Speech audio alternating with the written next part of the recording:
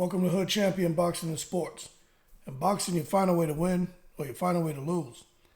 So, Gervonta Davis is returning without Mayweather, without Leonard Ellerbe.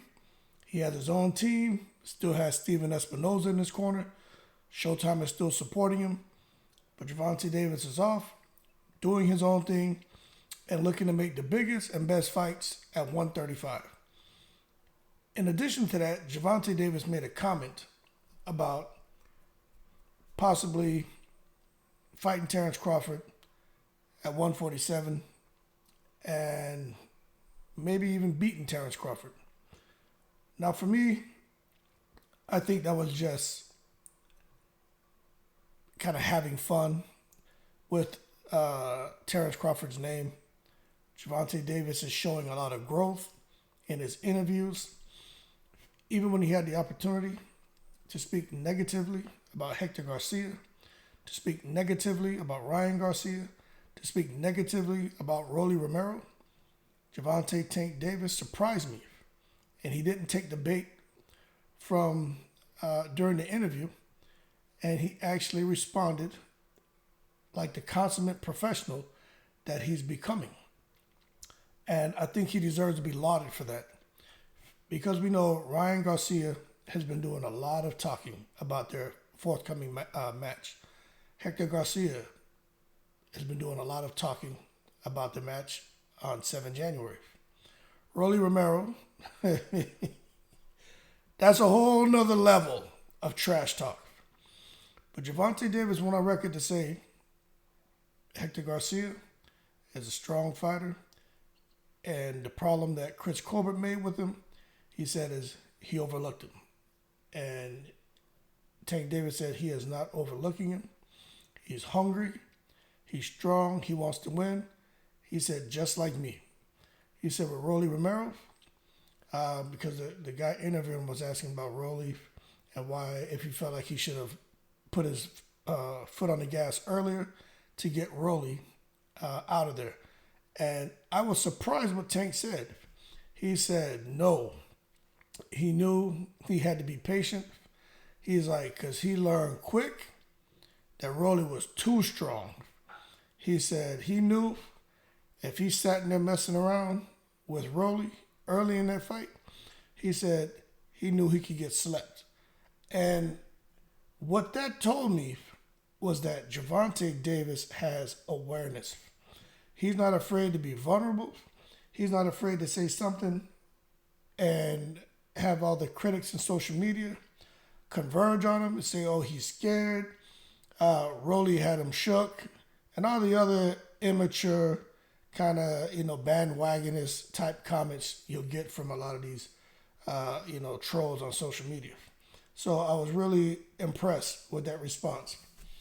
Even with Ryan Garcia, they asked him, with Ryan Garcia, was there a fight in particular or anything that impressed you about Ryan Garcia?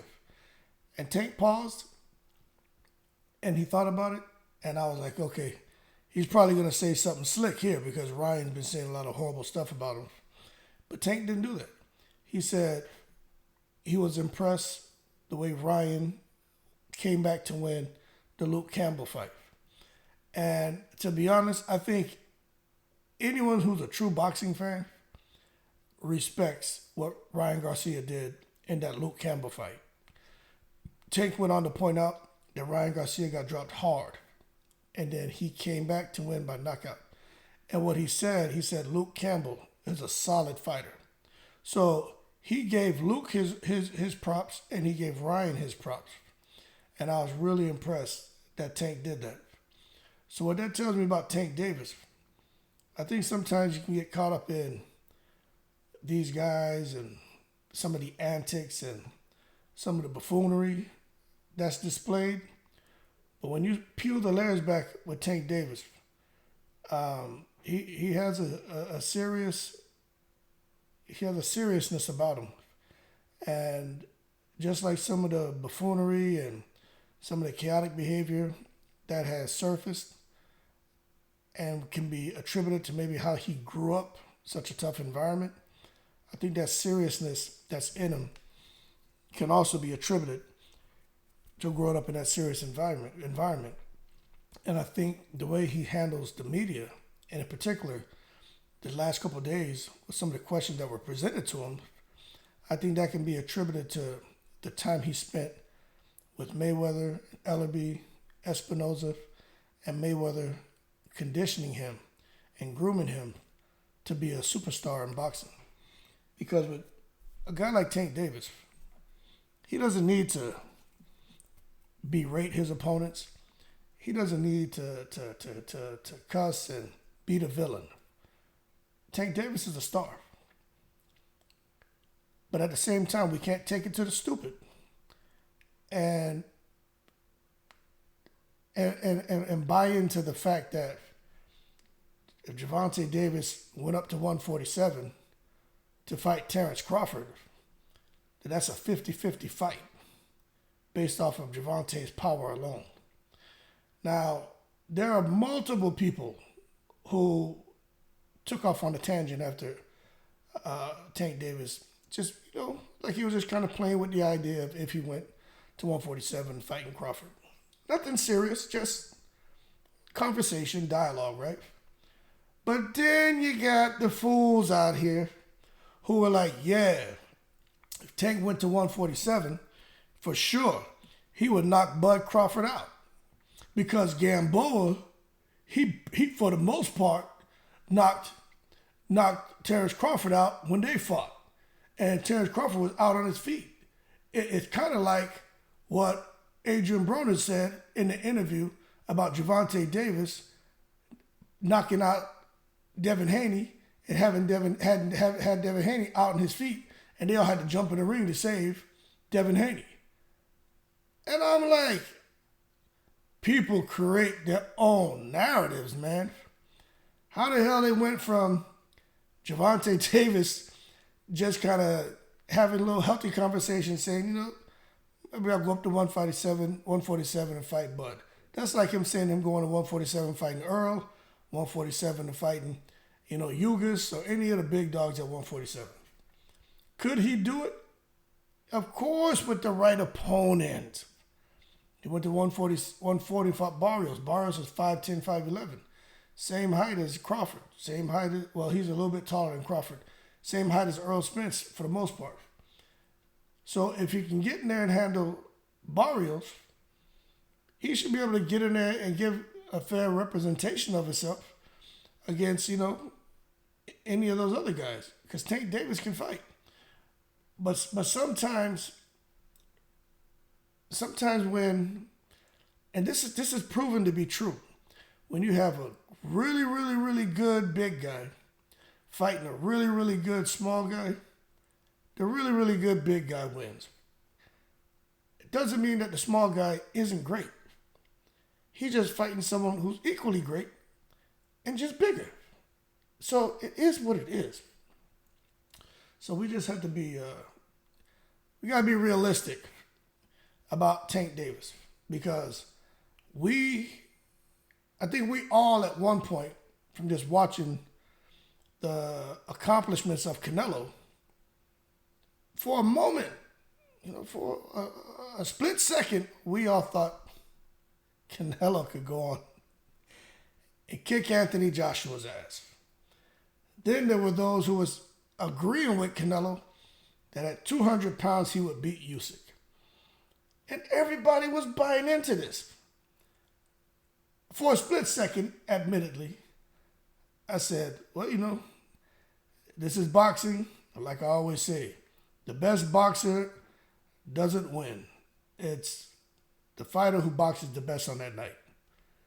But, I snapped out of that real quick, because when all that conversation was taking place was the week of Canelo and Bivol. And Bivol was quick to let us know that was all hogwash and we had no right to take it to the stupid with the idea that Canelo could keep climbing weight divisions and go bang with the Ukrainian lion. Wasn't going to happen then, won't happen in the future, all right? So that being said, I'd have to apply that same thought process to a guy like Gervonta Tank Davis bubbling up to 147 to fight a killer like Terrence Crawford. Now, would Gervonta Davis survive? Would he just get, or would he just get in there and barely exist, or would he get knocked out? I mean, I don't know, but I don't think he would win. I just don't. Okay, and it's nothing against him. I just think they're weight divisions for a reason. And when you look at the dimensions of a fighter with an outstanding skill set, you know, you just have to, like I said, we can't sit here and just be delusional. And I think anyone who feels Tank Davis going to 147 and fighting Crawford and knocking Crawford out, I think you're a little delusional. Now, hey man, he has the power, he has the pedigree, he has everything that it takes to think he could go to 147 and make some noise, but against the right opponent. Okay. So that being said, let's not take it to the stupid. Tank Davis is amazing. Tank Davis, in my opinion, beats everybody at 135. I really wish there was VADA testing for him and this guy Hector Garcia. I really wish there was VADA testing for him and Ryan Garcia. Like, you don't want to see Tank lose and then find out somebody was cheating. But at the same time, you don't want for him to lose and then say, I believe the guy was on something, and then there's no proof. But at the same time, you know, you want him to go in there. You don't want him to go in there and win, and then somebody suggested maybe he was cheating, which Tank doesn't strike me as that kind of person. Ryan Garcia doesn't strike me as that kind of person. So good luck to Tank. Looking forward to him getting in the ring 7 Jan. His fight against Hector Garcia is not easy. But after he gets through him, Tank's plan is to fight everybody at 135. So next year, 2023, he'll get through Hector Garcia, get through Ryan Garcia, and then later that year, he'll probably be trying to get at Devin Haney. But Devin Haney's going to have a whole bunch of mandatories. And right now, this is the season of these sanctioning bodies pushing mandatories to get their opportunities at titles. So we'll see how all that falls into place next year. But that being said, appreciate you taking time to listen to the video. Tank Davis is a monster, but he needs to me, 135, 140 is where he belongs. Even has to be careful at 140. Guys at Regis Pro Grade are special. I think it would make for a good fight, but bubbling up to 147, you got to be careful trying to go out there and bang with a guy like Earl Spence or Terrence Crawford or even Keith Thurman. There was a mention at one point by Leonard Ellaby about having Tank go fight Keith Thurman. We just have, there's no need to go and set him up for failure. But at the end of the day, it's okay with taking a loss if you're trying to be great, like what Canelo's doing. It's okay. So I like what I'm hearing from Tank Davis because he sounds like he really wants legacy.